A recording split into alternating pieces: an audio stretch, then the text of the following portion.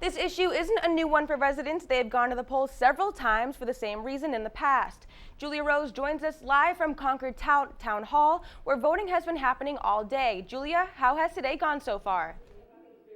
It has been busy here today at the Concord Town Hall, which isn't that surprising, seeing that the topic of keeping a high school in this town has been discussed for quite some time.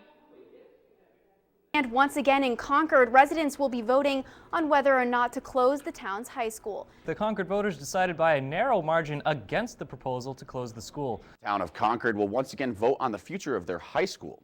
The town of Concord has the highest voter turnout in years, and the decision of whether or not to close the Concord High School has been decided. The Concord school budget did not pass yesterday. The school has been under discussion in the past because of the possibility of it being shut down.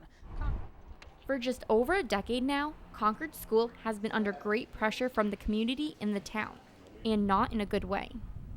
The vote on closing the high school has been going on, I believe, since the late 80s. Not every year, on and off. We had a period of 3 years where it didn't happen, and this year it came up again.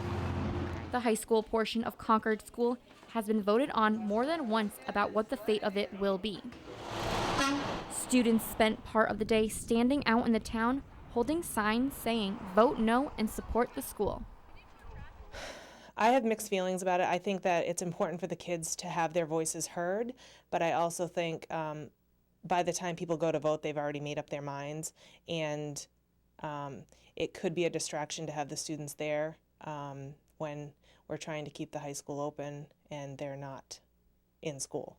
Well, I think there's always been kind of a battle. It's been going on for way longer than I've lived here about should they keep the high school open or should the students have the ability to go to other schools and have choice. So I think it's been going on for a lot longer than I've been around.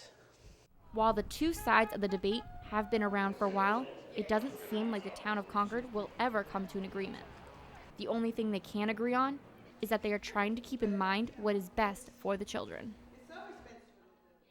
The voting will continue till 7 tonight, and then the counting begins. We will have the voting results posted to our social media sites as soon as we get them. Reporting live from Concord, I'm Julia Rose. Back to you in the studio.